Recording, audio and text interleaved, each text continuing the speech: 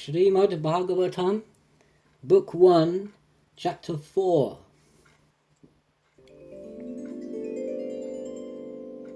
Om, all hail to Almighty Vasudeva.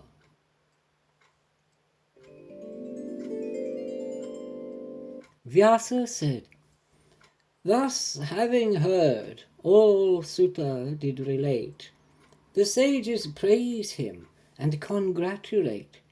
Then Shaunaka, the elder and learned, in that long sacrifice, to Sutta said, Shaunaka said, O Sutta, dear Sutta, most highly blessed, you are of orators the first and best. The pious narrative to us unfold, the Bhagavat, e'en as by Shuka told. In what age was this account introduced?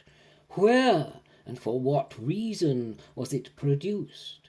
Whence did Krishna, the sage, derive insight, this great epic narrative to indite?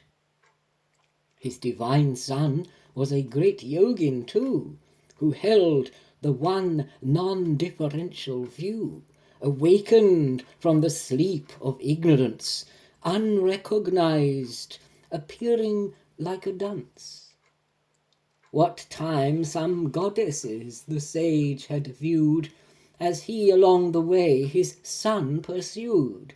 Although he was clad, as he passed them by, they dressed themselves with decent modesty. He marked they did not put their garments on, when passing there they saw his naked son. The sage, approaching them, began to say, and questioned them why they acted in that way. The nymphs, replying to the sage, began, You see distinction twixt man and woman, but this is not so in your holy son, who is detached and makes no distinction. How did the city dwellers recognize the sage who of a dullard wore the guise, who roamed the Kuru Jangala domain when he to Elephantopolis came?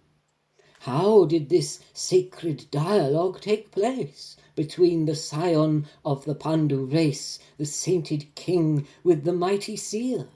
The distilled essence of scripture, my dear. He but the short time only would allow that it would take for milking of a cow to remain on a household property, affording thereto blessed sanctity. 'Tis said, O Sutta, Abhimanyu's son was devoted to the Almighty One. Tell us the wonders of his fame and worth, and of his noble deeds and unique birth. Wherefore did that mighty monarch, whose reign extended the Pandu family's fame, sit down to fast by holy Ganga's bank, forsaking kingdom, royal wealth and rank?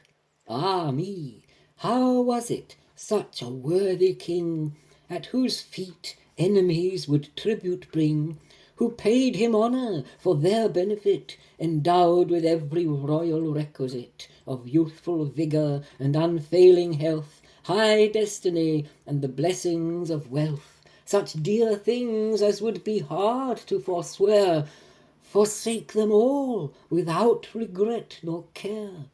Thus he enjoyed dominion without strife. Why did he forsake comforts, even life?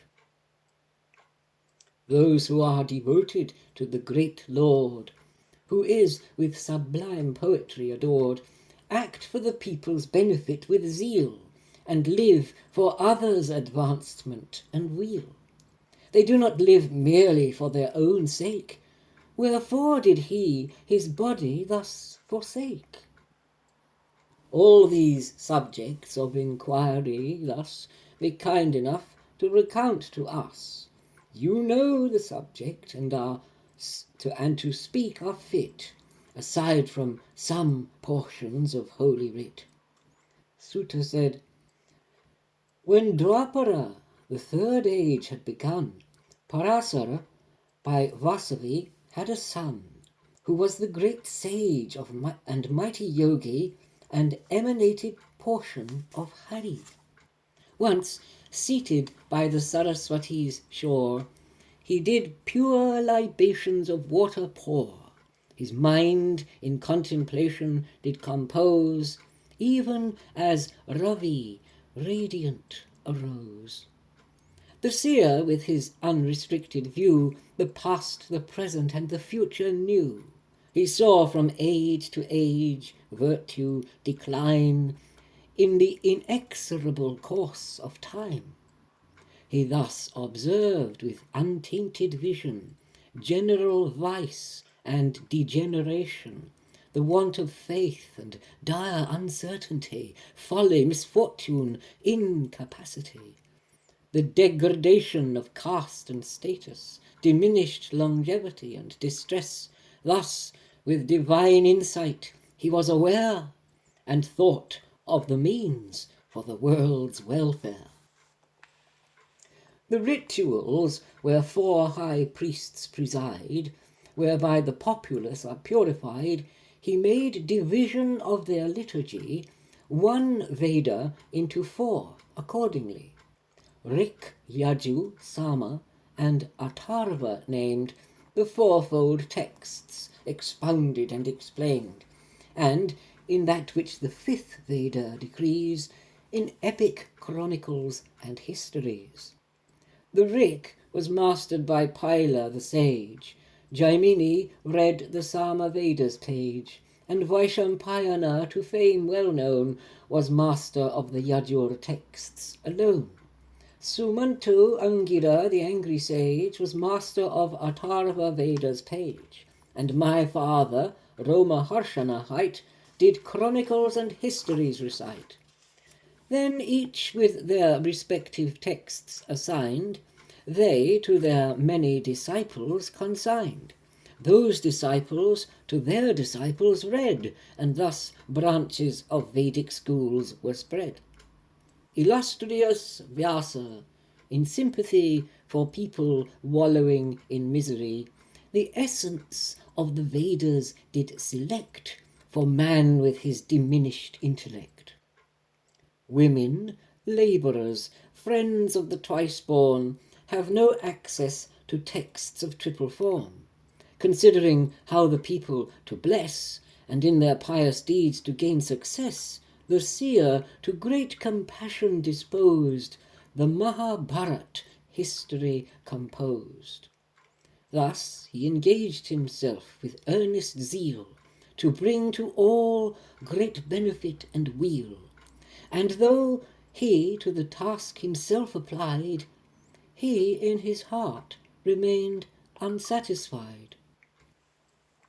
Thus, not too pleased, he sate him by the shore of Saraswati's stream, and pondered o'er, and while there in that lonely place he sate, that knower of virtue gan to cogitate. Strict vows and penances I have sustained, service to teachers and fires maintained. I have honoured without duplicity the disciplines of pious sanctity. In the Mahabharat is clearly shown whatever in the Vedic texts is known, which doth to women and Sudras provide on righteous duty an unfailing guide. And yet, alas, no true pleasure I find, no, not in my body, my soul, nor mind. Haply my learning is not sufficient, wherefore I am assailed with discontent. Or what? Perhaps, since I did not explain, nor did the Bhagavat Dharma proclaim, which swan-like saints are always wont to hear, and to immutable Achyuta dear. Thus, with a sense of insufficiency, the sage Krishna sat there regretfully. Whereupon, arrived at his hermitage, this, as said before, Narad, the godlike sage. Observing his arrival, feeling blessed, he rose in haste to greet his worthy guest, and, as the gods worship Vidhi, the Lord, thus even so he, great Narad, adored. Thus ends chapter 4 in book 1 of the great and glorious Bhagavat Purana, the text beloved of swan-like saints, sung by the son of Vyasa. Chapter 5. Sutta said, "The godlike sage was thus seated at ease, and smilingly received the courtesies. The veena player was thus respected. Then to the learned Vipra Vyasa said," Narad said, "O son of Parasar, most fortunate, does your good self enjoy a happy state? Are you at peace? Is your soul satisfied, with body and the mind identified? You have examined well and analyzed, a wondrous composition have devised, a means to all welfare you have explained, as in the Mahabharat text contained.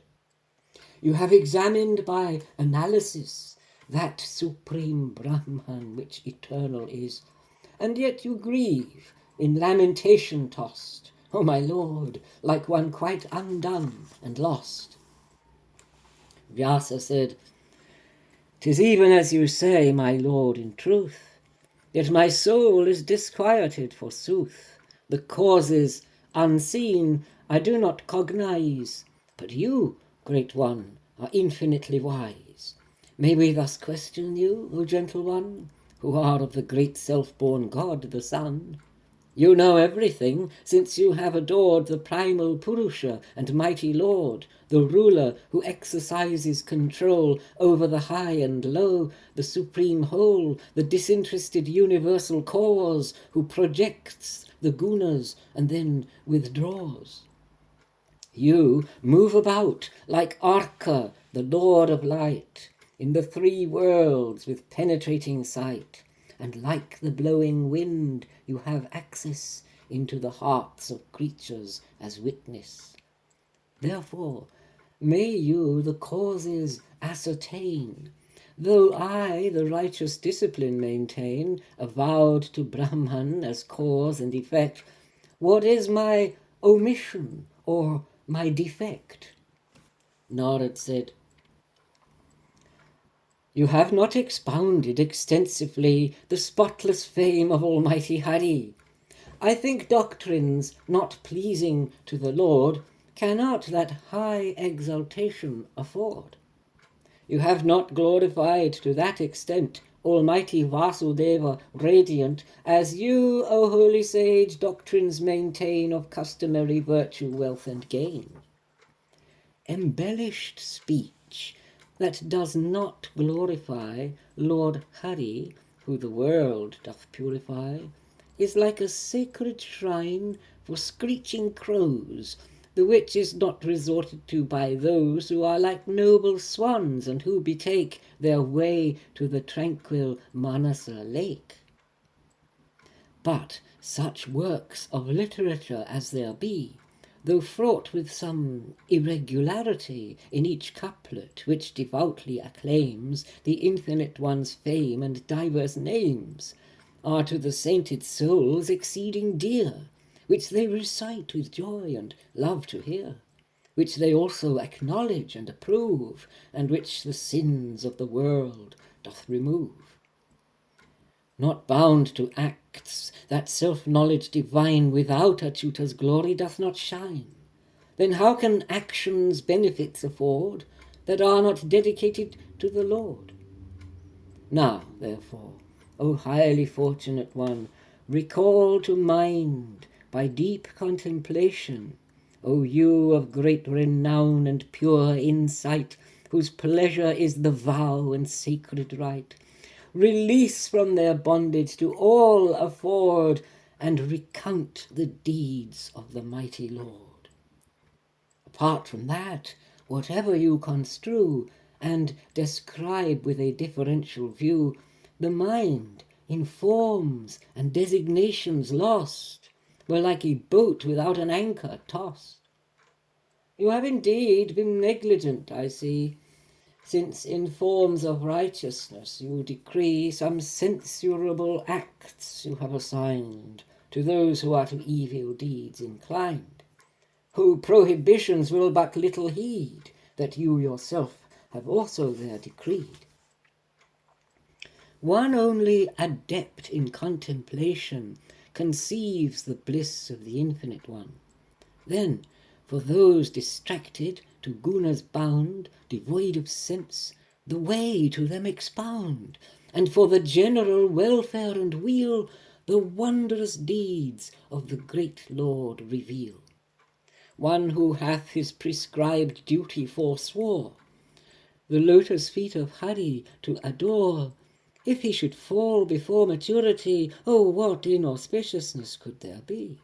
But one who merely duty doth maintain, without such worship, what will be his gain?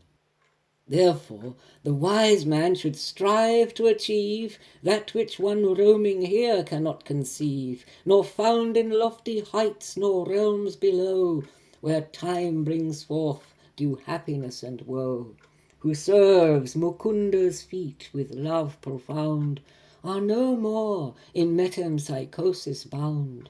Mukunda's feet, recalling in their heart, from that relish, my dear, they cannot part. This cosmos is indeed the mighty one, and yet distinct as his emanation. From him this vasty creation evolves, it is in him, and into him dissolves. All this, O sage, to you is fully known, which I to you in brief outline have shown. Search out the self within the self adored, the supreme being and almighty Lord. You are his portion of taintless insight, who is the birthless Lord of puissant might. Grant blessing and the world felicitate, on the deeds of the Lord expatiate. The wise ones have determined and maintain that mankind can the best fulfillment gain, the fruit of study and austerity, grand sacrifice and pious charity, by hearing the accounts, thence to rehearse the glory of the Lord in charming verse. Formerly, in the previous aeon, I took my birth as a maidservant's son. Some Vedic scholars came there by reason to stay 4 months of the rainy season. And myself, during that time as a boy, those yogis in their service did employ. Although they looked upon all equally, those sages were extremely kind to me. Even when a child, I was self-subdued, and served them with an humble attitude, without puerile caprice, but reverent. I said little, and was obedient. On one occasion, by their gracious leave, I did a portion of their orts receive. Thereupon, suddenly, without delay, all taint within my mind was swept away. Thus purified and of all sin relieved, a fond liking I thereupon conceived for self-knowledge, and would the way ensue that those great sages did themselves pursue. Thus every day I heard attentively, by grace and the favour they showed to me, accounts of Krishna's deeds, which, when I heard, my mind was charmed, with admiration stirred. From every verse which his glory described, a relish for his praises I imbibed. Thus, having gained a relish, O holy sage, I did my mind attentively engage in the Lord, who is exceedingly dear, and who is fond his own praises to hear. His Maya, gross and subtle, I perceived, and Brahman sublime in myself conceived. Those sages for 2 seasons did remain, the monsoon and Sharat after the rain, and while there with pure praises did prolong the glory of the Lord in verse and song. And as I was attentive to their word, my soul to deepest devotion was stirred. Then restive passion and dark ignorance were overcome, and sudden vanished hence. My sins were absolved by fond attachment to those sages who I served reverent. Though but a boy, my senses were subdued, and full of faith their teaching I ensued. When those sages were ready to depart, the secret knowledge did to me impart, which had to them by the Lord been disclosed, since they are to the meek kindly disposed.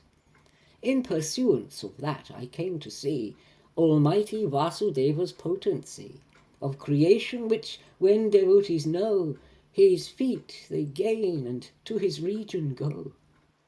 This then, O Brahmin, is the remedy prescribed for those under afflictions 3, that all acts be done in dedication to the Supreme and Illustrious One. It has been shown, O you of pious vows, the same substance medicated bestows, though it had been cause of distemper sure, when well decocted, it effects the cure. Thus, in action, mankind themselves engage, which is the cause of their worldly bondage. But action dedicated to the Lord, release from that same bondage doth afford. Deeds done here satisfaction to afford to the Almighty Illustrious Lord. In yoga of devotion the pursuit gives rise to knowledge of the Absolute. Thus acting in this way the Lord to please, according to his teachings and decrees, and taking up the chanting of his name, grants a recollection of his deeds and fame. Om, let us bow down in salutation to Vasudeva, the Almighty One, and may we the meditation pursue of Pradyumna and Aniruddha too, and bow to Sankarshan with obeisance in profound contemplative reverence. Thus meditation on him is maintained, who is not limited by form constrained, and who adores the Lord of sacrifice, perceives reality, and is deemed wise. All this, O holy Brahmin, was made known, and by the Lord Keshava unto me shown. He, marking me observant, deigned to bless with love and knowledge of his lordliness. Therefore, O you of infinite insight, the excellencies of the Lord recite, which doth delight on the learned bestow, who wish to hear and who desire to know. And unto those long-suffering convey these tidings, for I see no other way. Thus ends chapter 5 in book 1 of the great and glorious Bhagavat Purana, the text beloved of swan-like saints, sung by the son of Vyasa. Now, chapter 6. Sutta said, O Brahmins, when Vyasa the sage had heard the godlike seer's birth and deeds, was stirred. Then Satyavati's son, much delighted, again with further questions to him said. Vyasa said, when they who live on alms away had sped, and they to you wisdom had imparted, how did you spend that antedated time before you gained your present form divine? O son of the self-born, how did you spend your life endued with wisdom to the end? And how did you that old body forsake, and in time's course your present body take? How is it you remember, Holy One, the events of a previous eon? Remembrance of previous lives and states the passage of great time eradicates. Narada said, when they who live on alms had departed, and unto me wisdom had imparted, while still a boy, after those Vipras went, this is the way that prior life I spent. I was my mother's one and only son, and she a maid and ignorant woman. I had no other to look to for care, and she did the fondest affection bear. Nor did she have independence beside, and found it hard maintenance to provide, since all the will of Providence controls, impelled as if they were but wooden dolls. And so we dwelt with the good Brahmins there, and I depended on my mother's care. I had no knowledge of the outside world or time, since I was only 5 years old. One day at night to milk a cow she went. The poor woman was bit by a serpent. Death comes in the due season and the time, influenced by the supreme will divine. I took it as a blessing upon me from the great Lord who loves the devotee, and thinking in this way, I journeyed forth with eager aspiration to the north. I came to where the multitudes abound, the city, village, and the pasture ground. I passed quarries and crossed the hills and vales, the bosky forests and the flowery dales. I came to where the rocky mountains glowed, with varied, bright mineral pigments showed. I saw the stately trees with branches rent and torn by tramping tusker elephant. Their lakes with pellucid waters I viewed, with odours of the bright lily endued. The feathered choristers, perched on the trees, sent forth sweet notes that blended with the bees. A most agreeable, charming display, where gods descend to frolic and to play. I passed through dense cane bowers, then I stood upon the confines of a dreary wood. With reeds and bamboo and sharp blades of grass, alone the way was difficult to pass. I traversed gloomy glade and jungle dread, and dreary caves and grottos visited, where owls screeched and slithering serpents stray, and jackals wander round in search of prey. Thus, spent with weariness along the path, hungry and thirsty, then I took my bath in a pool by the river, and partook the waters, and my weariness forsook. Thus in that place, devoid of humankind, I set to contemplation in my mind, seated beneath a shady peepul tree, according to precepts given to me. Contemplating those lotus feet I sate, and thence perceived a wondrous blissful state. In eagerness tears from my eyes did start, and hurry then appeared within my heart. My hair all stood on end in love's excess, and I was drowned in joy and happiness. Then in such blinding ecstasy absorbed, I could see neither myself nor the Lord.